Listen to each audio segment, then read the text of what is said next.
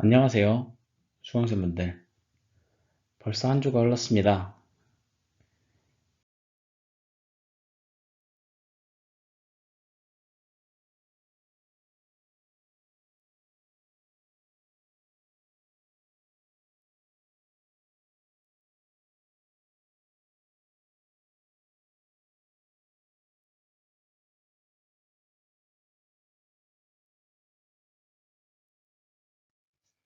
지난 강의 1시간여 진행되었었는데, 지난 강의 시간에는 블록 암호에 대한 서머리와 더불어서 블록 암호의 운용 모드, 그리고 이 블록 암호를 분석하는 방법에 대해서 말씀을 드렸었습니다.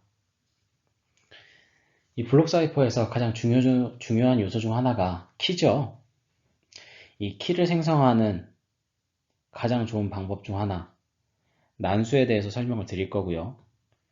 두 번째로는 퍼블릭 키 크립토그래피, 즉 공개키 암호로 암호화 키와 복호화 키가 다른 암호 알고리즘에 대해서 간략하게 살펴보도록 하겠습니다.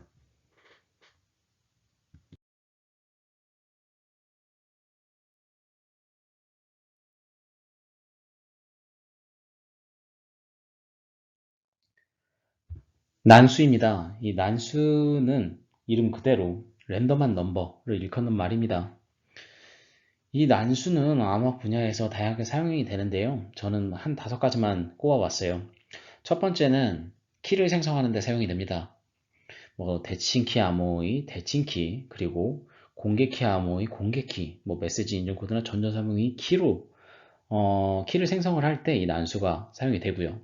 두 번째로는 초기화 벡터를 생성하는 데도 사용이 됩니다. 이 초기화 벡터는 우리 직전 시간에 블록암 운용 모드였던 CBC, CFB, OFB 모드에서 사용되는 것을 확인하셨죠. 그 다음은 넌스, 비표라고 불리는 이 넌스를 생성하는 데도 사용이 됩니다. 이 넌스는 재전송 공격을 방지하기 위해서 삽입하는 의미의 값이고요. 다음엔 솔트, 아직 배우시지 않으셨을 텐데 패스워드를 기초로 한 암호, 패스워드 베이스드 인크립션, PBE 암호에서 동일한 키로 동일한 평문을 암호한다고 했을 때 항상 같은 아웃풋 값, 항상 같은 암호화된 메시지 값을 내뱉죠. 이를 방지하기 위해서 솔트라고 하는 임의의 값을 집어넣어서 동일한 평문을 동일한 키로 암호화해도 각각 다른 암호문이 출력되도록 만드는 이 솔트에도 사용이 되고요. 다음은 일회용 패드, 패딩에 사용되는 열을 생성하는 데도 사용이 됩니다. 이 난수의 용도 중에서 그래도 이 중에서 하나를 손꼽아 보자면은 저는 키 생성을 꼽을 수 있겠습니다. 아무리 정교한 암호 알고리즘이더라도 키가 공격자에게 알려져 버리면 아무 의미가 없다고 말씀을 드렸었죠. 그래서 이 난수를 만들어서 이 난수를 사용해서 키를 만들고 공격자에게 키를 노출시키지 않기 위해서, 즉 여기서 난수가 사용되는 목적은 예측 불가성을 위해서 사용이 됩니다.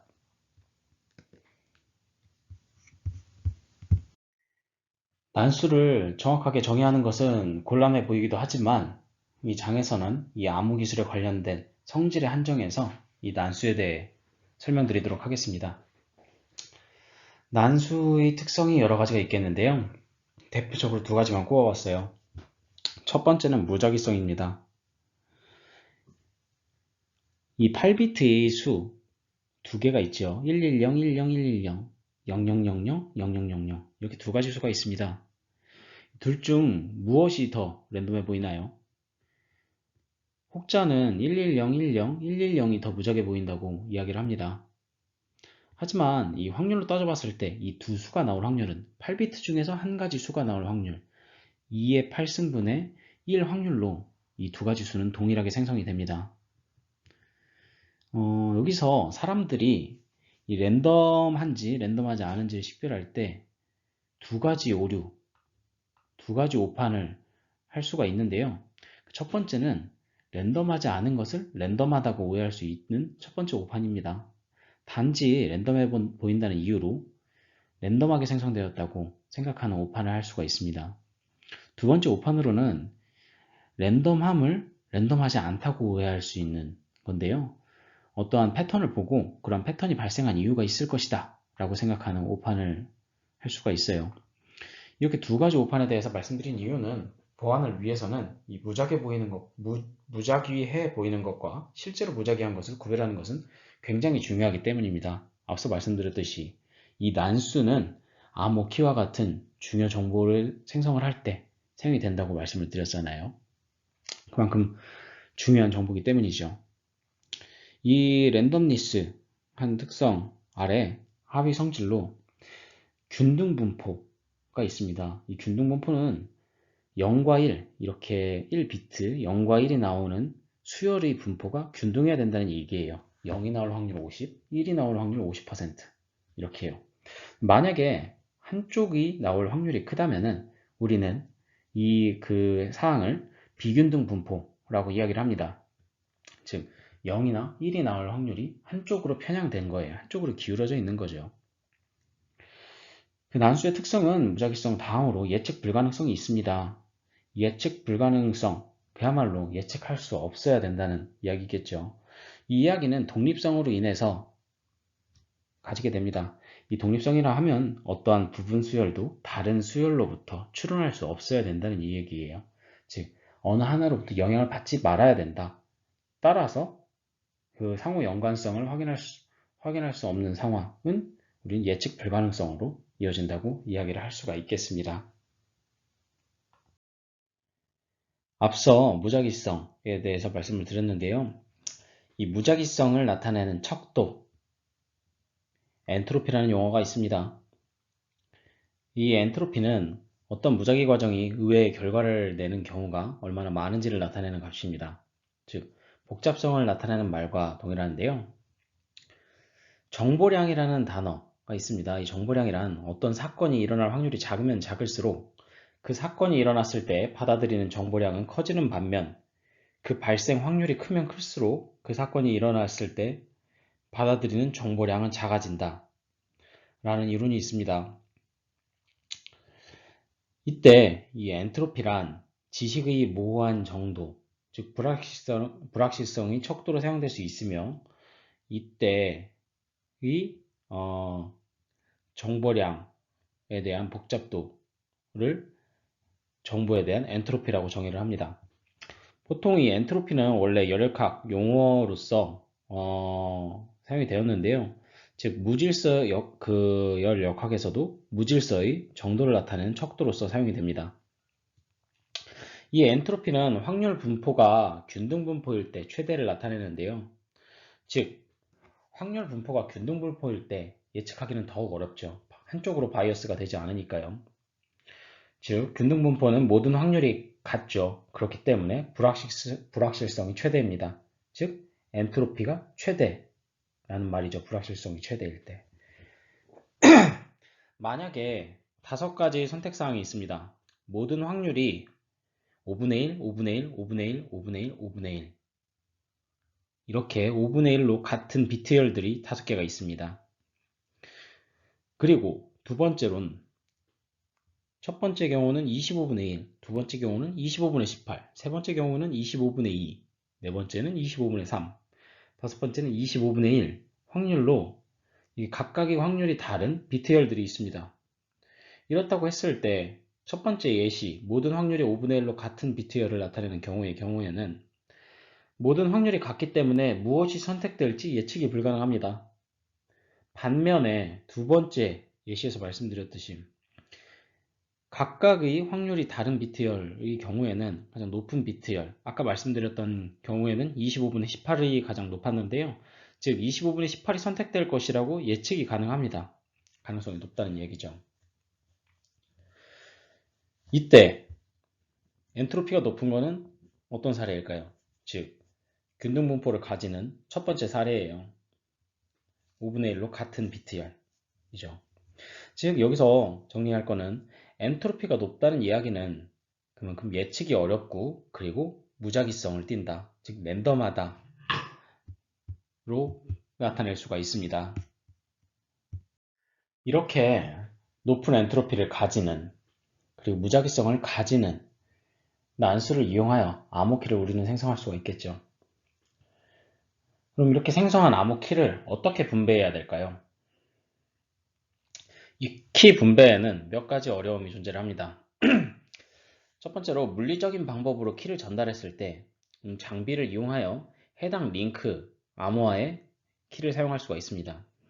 하지만 단대단, 즉 엔드-투-엔드 암호화에서는 적용이 어렵겠죠.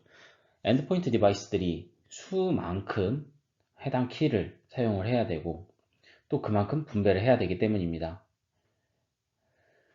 두 번째로 마스터 키를 이용하여 세션 키를 한다면은 어떻게 될까요? 아래 그림이 그 예시입니다. KAB가 마스터 키고요. K와 K 프라임이 세션 키입니다. 이 세션 키는 세션이 끝나면은 바꿔버립니다. 즉, 세션당 일회용이라는 이야기예요. 먼저 수식을 보시면은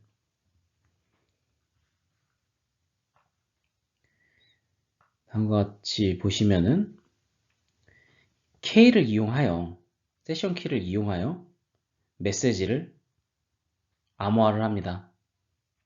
그리고 둘 간의 마스터 키를 이용하여 해당 암호화에 사용한 K를 암호화를 합니다.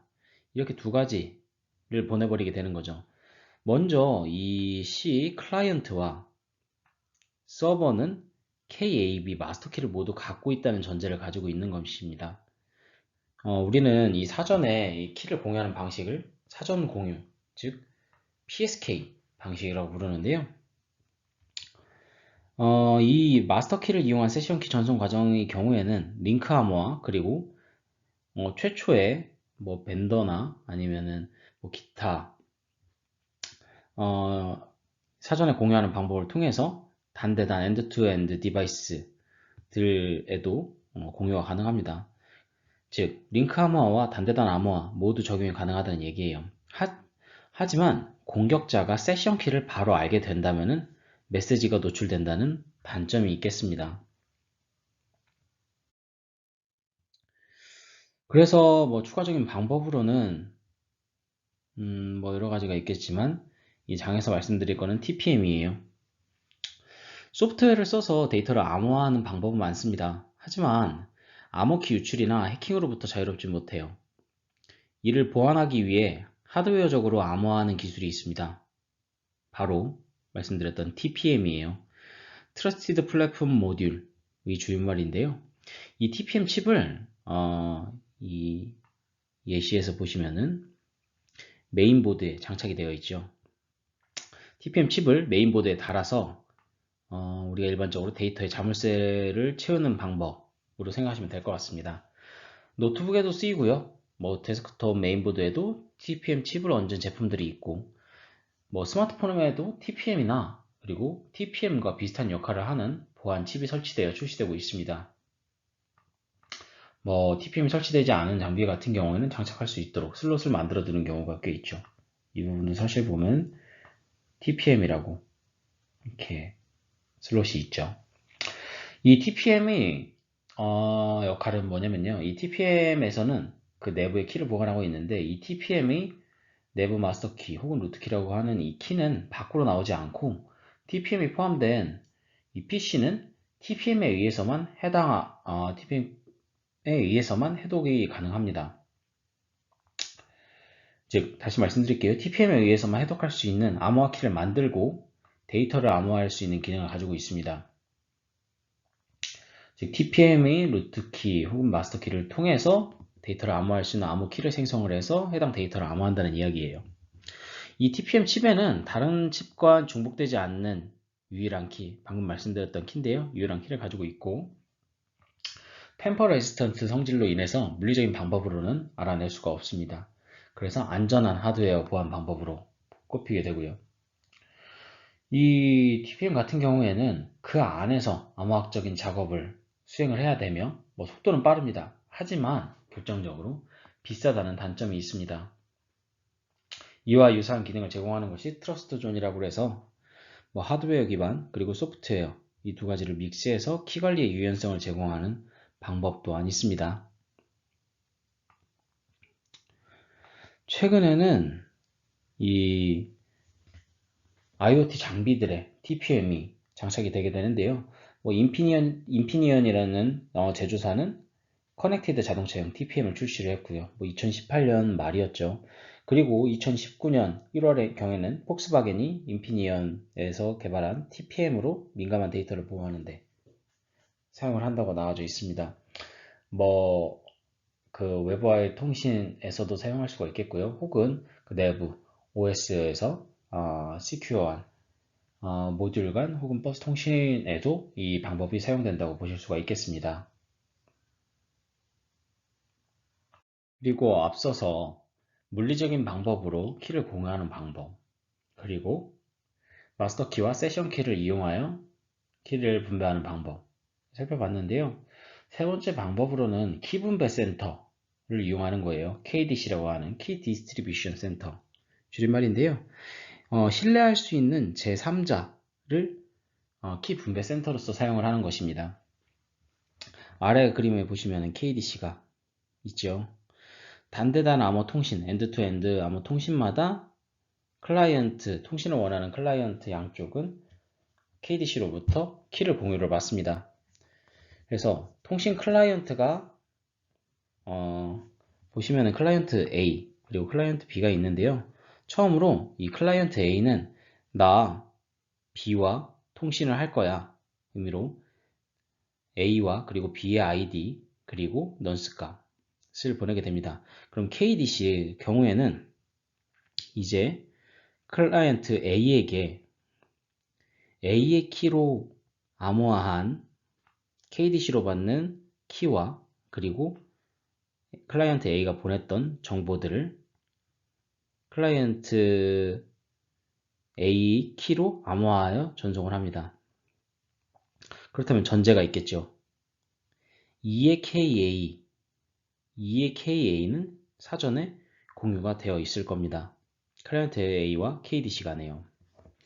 그리고 이 KDC는 이때 클라이언트 B의 키로 암호화한 방금 전송해줬던 KDC의 키와 그리고 A의 아이디를 전송을 하게 됩니다.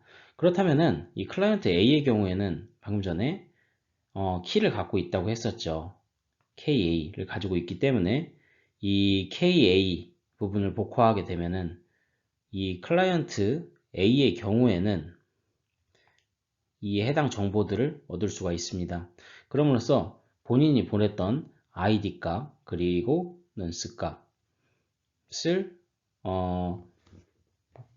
자신이 보낸 값과 비교하여 동일 여부를 확인할 수가 있겠죠. 그래서 어쨌거나 이 KDC의 키를 받습니다. 통신할 때 이 키를 사용하는 건데요. 일단 그리고 이 키를 획득한 다음에 이 정보를 그대로 B에게 전송을 합니다.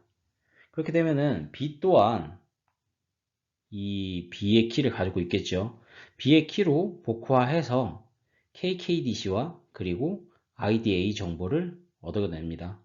그렇다면은 이후에 통신에 사용되는 키는 KKDC, 즉 통신용 암호화 키를 사용을 합니다. 하지만 이 통신 클라이언트가 n명일 때 이 콤비네이션 n개 키만큼 키를 생성하여 사용을 해야 됩니다. 즉 클라이언트 쌍마다 키가 하나씩 있어야 되니까 2의 콤비네이션 EC n개의 키를 생성해야 된다는 이야기입니다.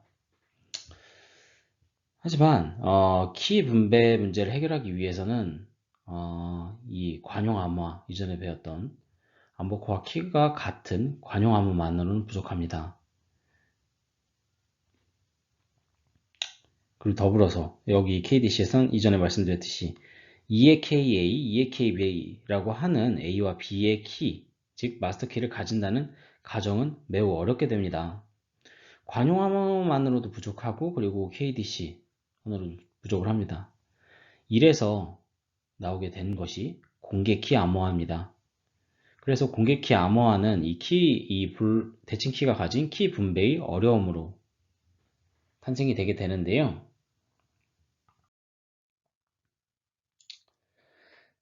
그래서 이 두 번째 강의는 공개키 암호를 주제로 설명을 드리도록 하겠습니다.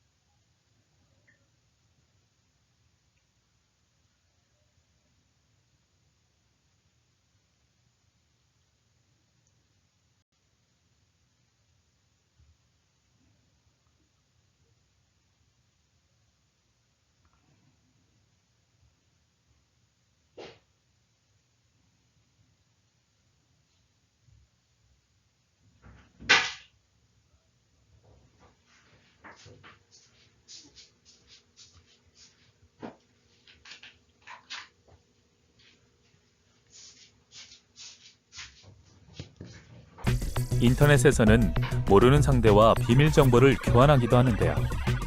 이를 해결하기 위해 나온 개념이 바로 키를 공개하는 공개키 암호화입니다. 비밀이어야 할 키를 공개한다니 이상하죠? 공개키 암호화 방식에는 두 가지 개념의 키가 있습니다. 바로 공개키, 그리고 그 짝이 되는 비밀키. 공개키는 사람들에게 공개된 열쇠이며 정보를 암호화만 할 수 있는 키입니다. 반면 비밀키는 남들은 절대 알아서는 안 되는 개인의 비밀 열쇠로 공개키로 잠근 암호를 풀 수 있는 키입니다. 이런 공개키 암호화 방식을 이용하는 예로 인터넷 뱅킹을 들 수 있습니다. 사용자가 인터넷 은행 사이트에 접속했을 때 사용자 컴퓨터에 두 개의 키, 공개키와 비밀키가 생성됩니다.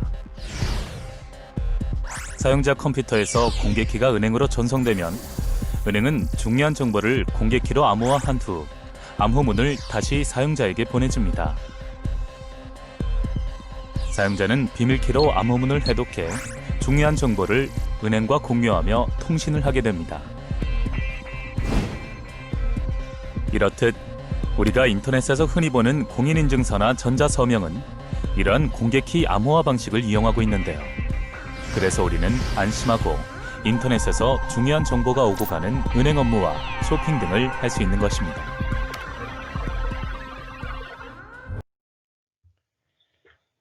우리들이 대칭 암호를 사용하려고 하면은 키 배속 문제, 키 분배 문제가 생긴다고 말씀을 드렸었죠. 그래서 나온 방식이 공개키 암호화 방식입니다. Symmetric Key Encryption, 비대칭 키 암호라고도 불리는 방식이에요. 이 공개키 암호의 경우에는 암호화에 사용되는 키인 암호화 키와 그리고 복호화에 사용되는 키인 복호화 키가 서로 다른 암호 방식입니다. 이 경우에는 키 교환이 불필요합니다. 이 대칭 키의 경우에는 송신자가 암호할 때 사용한 키를 수신 측에서 알아야 복호화가 가능했죠. 하지만 이 공개키 암호화 방식은 암호화와 복호화에 사용되는 키가 다르기 때문에 키 교환 과정이 불필요합니다. 그리고 이 공개키 암호 방식, 이 암호 알고리즘의 경우에는 이산대수에 근간을 두고 있어요. 그 이산대수라고 하면은 인수분해 기반을 둔 건데요. 이 큰 수를 인수분해하는데 기반을 두기 때문에 암복호화 속도가 매우 느립니다. 이 다음 주 강의에 조금 더 자세히 RSA 알고리즘 타겟을 잡고서 설명을 드릴게요.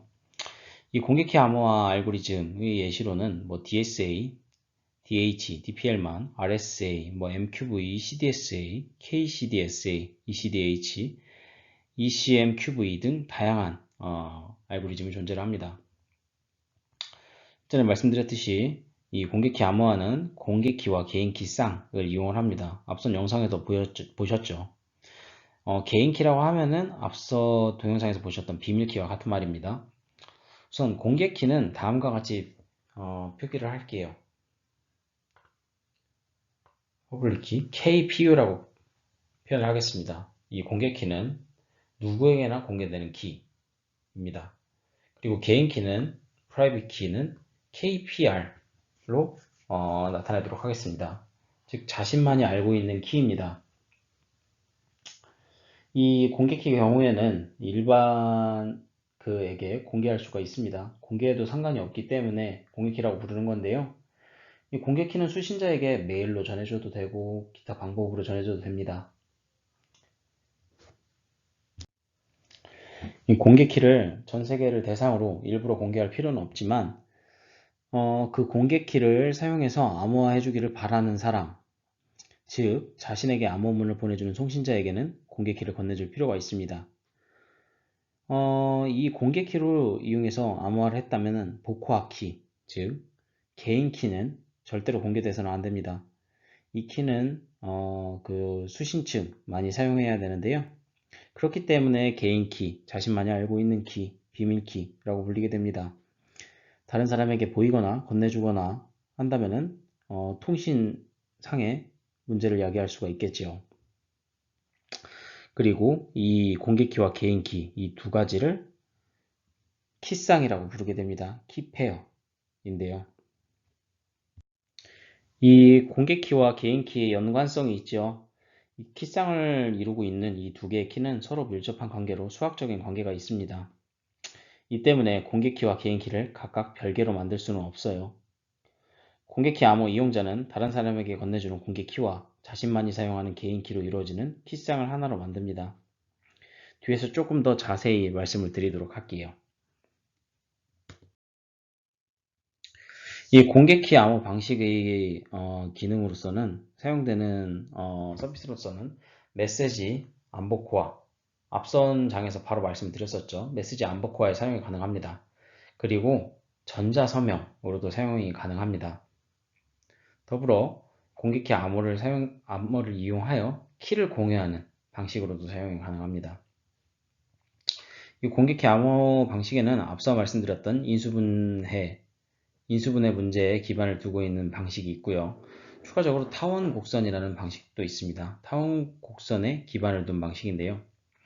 이 인수분해 문제에 기반을 둔 알고리즘이 RSA, 뭐 보면은 이 아래 표는 키사에서 발간한 암호 알고리즘 및 키길이 이용 안내서인데요. 권고하는 알고리즘들 목록이 쭉 나와져 있습니다. 리스트, 뭐 일본, 그리고 유럽, 그리고 국내에서 사용되는 방식들이 나와 있고요. 타원 곡선에 기반을 둔 방식 또한 다음과 같이 쭉 나와져 있습니다. 간단한 수식으로 한번 살펴볼게요. 송신자 A 그리고 수신자 B가 있습니다. 기밀성을 보장하려고 했을 때 우리는 암호화를 어떻게 해야 될까요? 만약에 A의 공개키로 암호화를 하면 이 기밀성이 보장이 될까요? B 또한 메시지를 볼 수가 없겠죠.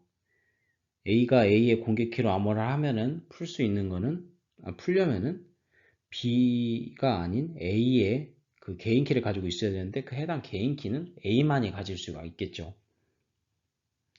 그래서 이 수식과 같이 B의 공개키를 이용하여 메시지를 암호화를 합니다. 그렇다면은 B는 이 개인키를 가지고 있죠. 개인키를 가지고 있기 때문에 이 해당 메시지를 개인키를 이용하여 복화가 가능합니다.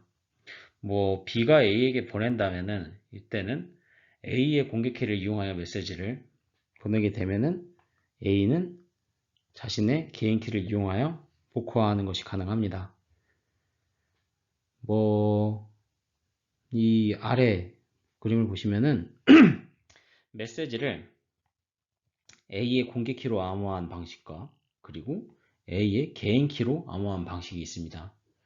이 두 가지 방식의 차이는 뭘까요?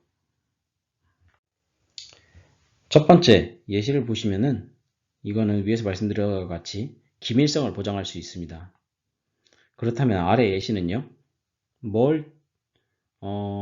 어떠한 정보를 알려줄 수 있을까요? A의 공개키는 모두에게 공유되기 때문에 A의 공개키를 이용하여 메시지를 보는 것이 가능합니다. 따라서 기밀성을 보장해 주지는 않는데요. 다만 A의 공개키를 이용하여 해당 메시지의 복화가 가능합니다. 이야기는 즉슨 A의 개인키로 메시지를 암호화해서 만들었구나 라고 하는 증명이 가능합니다. 즉, 이 첫 번째 예시의 경우에는 기밀성이 보장이 되고 그리고 개인키를 이용하여 메시지의 복화가 가능합니다.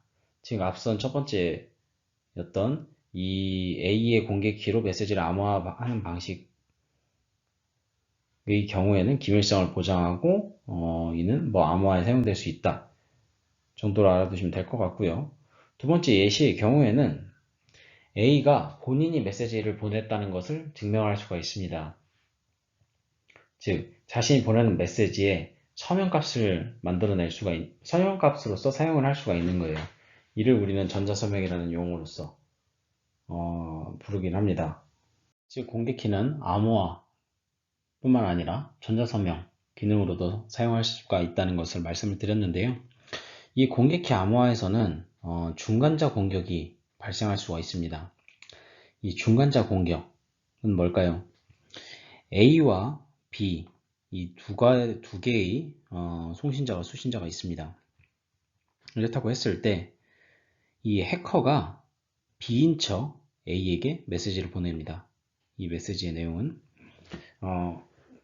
해커의 공개키를 보내게 되는 거예요. 이 해커의 공개키를 보내면 A는 B임을 확인하지 않는다면은 이 해커가 보낸 공개키를 이용하여 메시지를 암호화해서 해커에게 보내게 됩니다. A는 B에게 해당 메시지를 전송한다고 알고 있겠죠. 그리고 이 해커는 해당 메시지를 받은 다음에 메시지 내용을 수정을 하여 B에게 전송을 합니다. B에게는 A인 척 흉내를 내는 거예요. 그 다음에 B의 경우에는 본인의 공개키를 사용하여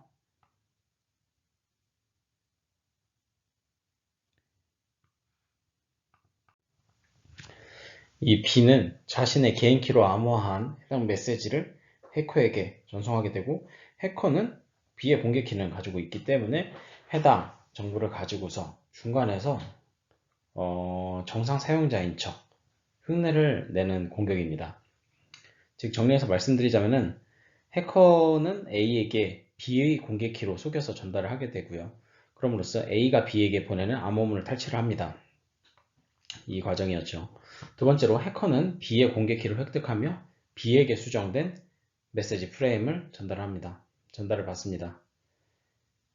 즉, 이 예에서 보시면은 우리는 A가 진짜 A인지 B가 진짜 B인지 사용자를 인정하는 기술이 필요하다는 것을 아실 수가 있습니다. 그렇다면은 공개키 암호 방식을 이용해서 앞서 말씀드렸던 인증 방식을 해결할 수 있습니다. 어떻게 해결하면 될까요? 일단 A와 B가 통신을 한다고 했을 때 만약에 A가 본인의 개인키로 메시지를 암호화하여 보낸다면은 일단 기밀성을 보장할 수가 없겠죠. 그리고 두 번째로 메시지와 그리고 이 메시지를 개인키로 암호한 값을 B에게 보내면은 이 또한 메시지에 대한 기밀성은 보장할 수가 없겠습니다. 하지만 어떠한 기능을 제공해 줄 수 있을까요? 이 개인키를 통해서 A가 만든 메시지이구나 를 증명할 수가 있습니다. 전자사명을 통해서요. B의 경우에는 A로부터 받은 공개키를 이용하여 메시지를 복호화를 하고요. 그 다음에 앞서 이제 붙여져 함께 전송된 메시지와의 비교를 통해서 메시지에 대한 무결성을 판단할 수가 있습니다.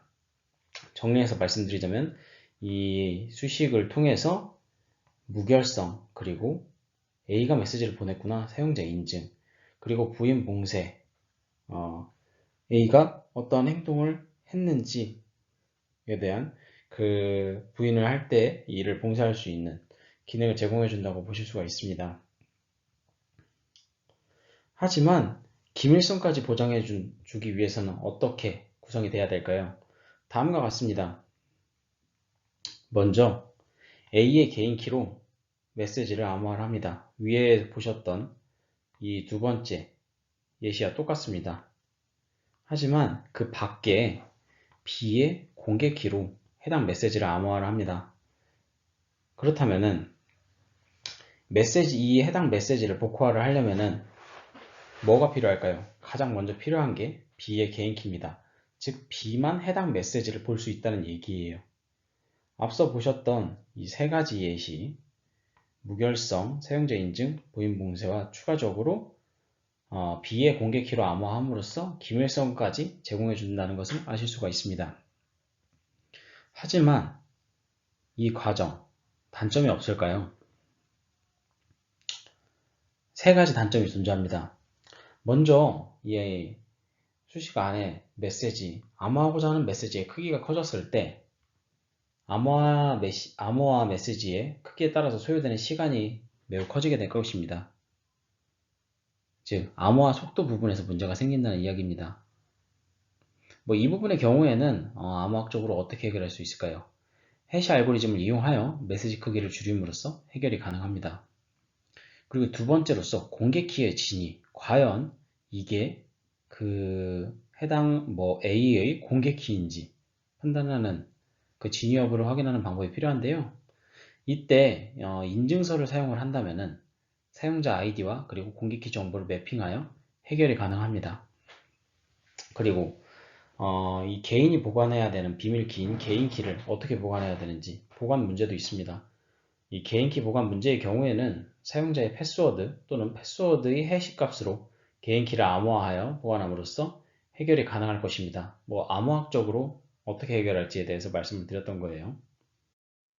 좀 수식을 써서 앞서 배우셨던 대칭키를 이용하여 이 공개키 방식의 단점을 해결해 보도록 하겠습니다. 먼저 대칭키는 공개키에 비해서 속도가 매우 빠르다는 특징이 있겠는데요. 일단 첫 번째로 이 기밀성을 보장하는 사례를 보시면은 메시지를 뭘로 암호화를 하죠? 다시 말씀드릴게요. 처음부터 보도록 하겠습니다.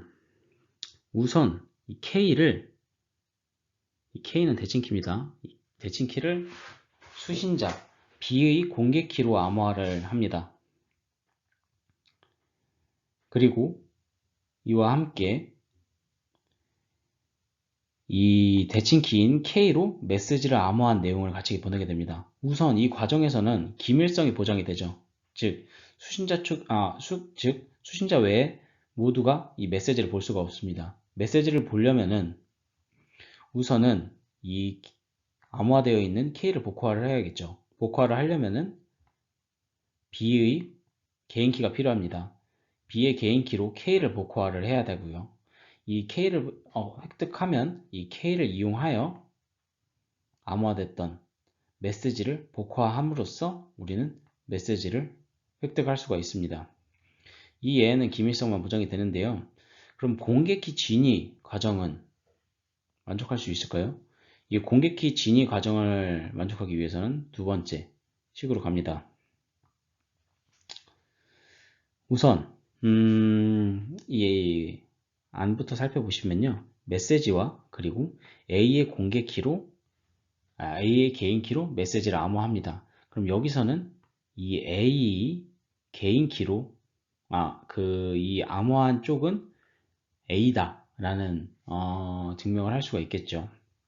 이를 K를 이용하여 암호화를 합니다. K가 있어야 복호화가 가능하다는 얘기인데요. 그러면 K는 다시 B의 공개키로서 암호화를 진행을 합니다. 그렇다면 수신자 측에서는 수신자인 B는 먼저 해당 공개키가 B의 공개키구나 라는 것을 본인의 개인키로 이 K를 복호함으로써 알 수가 있습니다. 즉 본인의 개인키와 맞는 쌍은 이 B 공개키 하나이기 때문이죠. 그래서 공개키의 진위를 만족하고요. 그리고 이 K를 알아야 이 안에 메시지 값들을 볼 수가 있습니다. 즉 B만이 이 기밀성이 적용된 메시지에 복호할 수 있다는 이야기예요. 그렇다면 앞서 보셨던 기밀성만 보장한다는 문제, 그리고 공개키 진위의 문제가 있었고요. 마지막으로 있었던 게 메시지 속도 개선에 대한 문제입니다. 이 메시지 속도를 개선하기 위해서는 아까 말씀드렸듯이 메시지의 크기가 크면 커질수록 암호화하는 데 소요되는 시간이 많이 소요된다고 말씀을 드렸었죠. 따라서 해시를 적용하는 거예요. 해시를 적용하게 되면 고정된 크기의 아웃풋으로서 적용값이 나오게 됩니다. 아웃풋 값이 나오게 되는데 뭐 160비트짜리도 있고요. 그리고 뭐 256비트, 뭐 512비트 등 비트 수는 다양합니다. 뭐 무결성 검증에 주로 쓰이긴 하는데 메시지 속도 부분에서 큰 개선을 할 수가 있습니다. 보시면은 짤짤이 보시면은 일단은 B의 공개키로 대칭키인 K를 암호화를 합니다. 이 K 경우에는 일반적으로 지금 안전성이 보장되는 주요 알고리즘의 경우에는 뭐 AES256 즉 키를 뭐 256비트짜리 키를 사용하라는 경우가 있겠는데요. 우선은 B의 공개키로 암호화하고 그리고 이에 암호화된 이 K를 이용하여 메시지와 그리고 A의 개인 키로 해시화된 메시지를 암호화하여 이 해당 값을 같이 보내게 됩니다. 즉 서명을 넣는다 라고 보시면 될 거예요. 이 부분의 경우에는 즉 이 부분의 식은 기밀성도 보장을 하고 공개키 진위 문제도 해결을 하고 그리고 메시지 속도도 개선한다는 장점이 있습니다. 이렇게 공개키를 사용한 간략한 통신 흐름 그리고 공개키를 사용하여 보안 서비스를 제공하는 방법 뭐 무결성, 기밀성, 부인봉쇄 그리고 인증까지 제공하는 방법에 대해서 말씀을 드렸어요. 간략하게 통신 흐름에 대해서 말씀을 드렸는데 이제 다음 주에는 RSA 알고리즘 즉 공개키는 왜 공개해도 되며 그리고 개인키는 왜 공개하지 말아야 되는지 조금 더 세부적으로 살펴보고요. 공개키 암호 알고리즘을 이용한 기타 방법들에 대해서도 설명할 수 있는 시간을 갖도록 하겠습니다. 고생 많으셨습니다. 다음 주에 뵙도록 하겠습니다. 감사합니다.